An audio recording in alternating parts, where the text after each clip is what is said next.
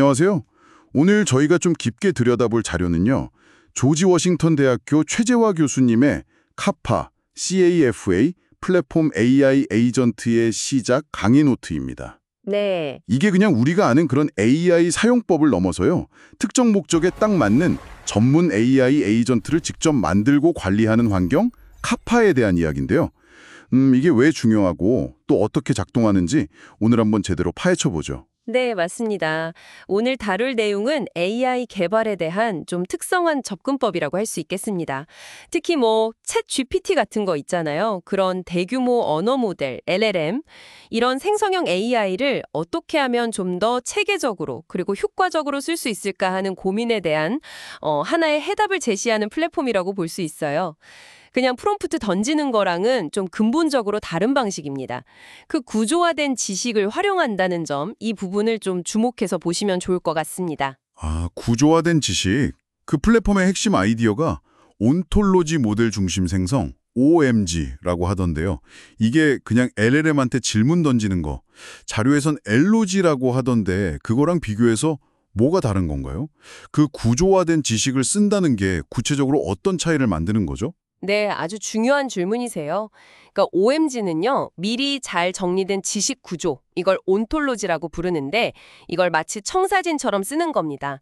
이걸 활용해서 LLM이 만들어내는 결과물을 아주 정교하게 유도하고 또 제어하는 방식이에요.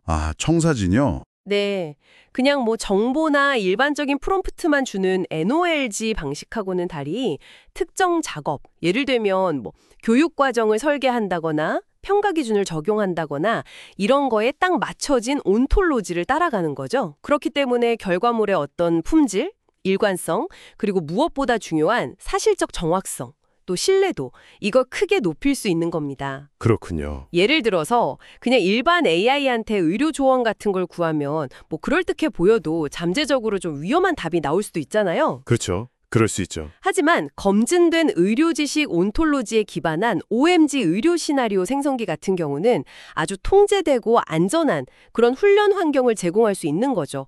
바로 이 구조가 만들어내는 결정적인 차이라고 할 수 있습니다. 특히 2022년 말에 GPT 같은 강력한 LLM들이 나오면서 이런 온톨로지 기반 접근법에 LLM을 효과적으로 통합하는 쪽으로 발전하게 된 거고요. 그렇군요. 그 구조화된 지식, 온톨로지라는 걸로 신뢰도를 확 높인다 이런 말씀이시네요. 그럼 실제로 이 카파 플랫폼을 써서 어떻게 AI 에이전트를 만드는 건가요? 자료 보니까 로우 코드 환경이라고 하던데 그럼 프로그래밍 잘 몰라도 쓸 수 있는 건가요? 그리고 그 프롬프트 엔지니어링 이것도 그냥 단순하게 하는 게 아니라고 하고요. 네, 맞아요. 접근성이 핵심입니다. 복잡한 코딩 작업 대신에요, 잘 설계된 프롬프트랑 그 구도화된 데이터를 활용하는 데 집중하는 거죠.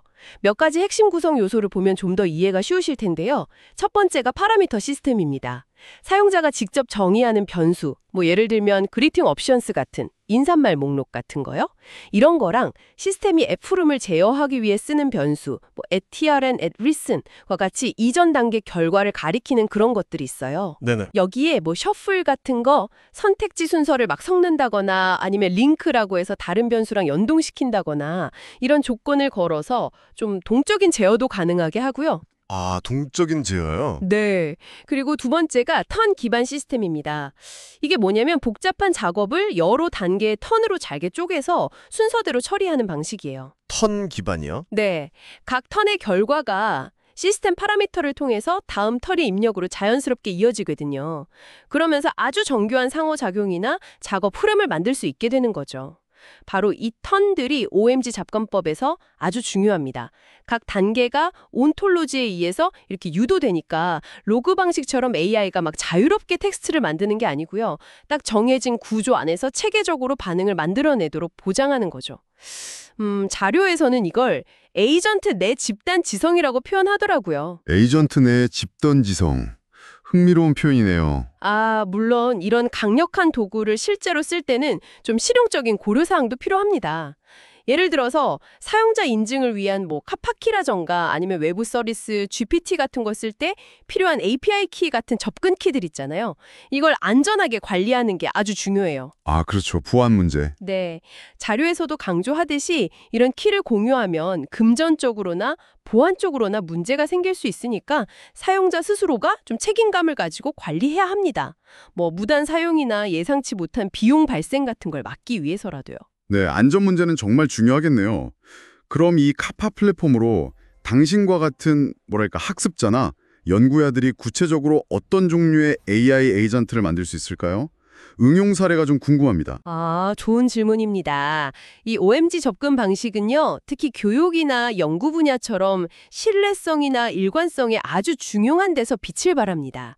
자료에 나온 예시들을 보면 뭐 맞춤형 퀴즈 생성기라던가 아니면 학생들 과제에 대해서 아주 상세한 피드백을 만들어주는 생성기, 특정 주제에 대한 연구 질문 생성을 도와주는 도우미, 심지어는 의료 교육용 시나리오 생성기 같은 것들도 있더라고요. 오, 정말 다양하네요. 네, 생성 과정 자체가 명확한 지식 구조에 기반이니까 사용자가 AI가 어떻게 작동하는지를 더 잘 이해하고 그 결과물을 신뢰할 수 있게 되는 거죠.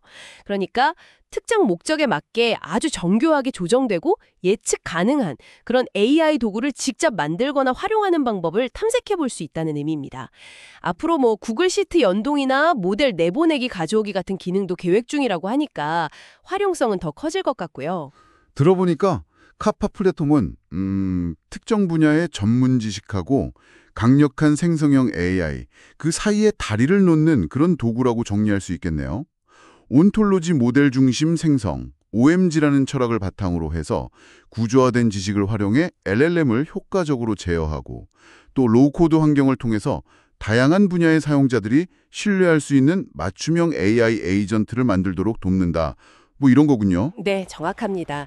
오늘 주로 에이전트 내집단 지성, 그러니까 하나의 에이전트 안에서 턴을 연결해서 복잡한 작업을 수행하는 방식을 살펴봤는데요. 사실 자료에서는 에이전트 간 집단 지성, Between Agent Collective AI라는 개념도 아주 짧게 언급하긴 했어요. 아, 에이전트간이요? 네, 자세히 다루진 않았지만 만약에 이렇게 각자 전문화된 AI 에이전트들이 서로 협력할 수 있게 된다면 어떤 새로운 가능성이 열릴까요? 아주 복잡한 문제를 해결하는 방식 자체가 어떻게 달라질지 이런 걸 상상해 보는 것도 상당히 흥미로운 지점이 될 것 같습니다.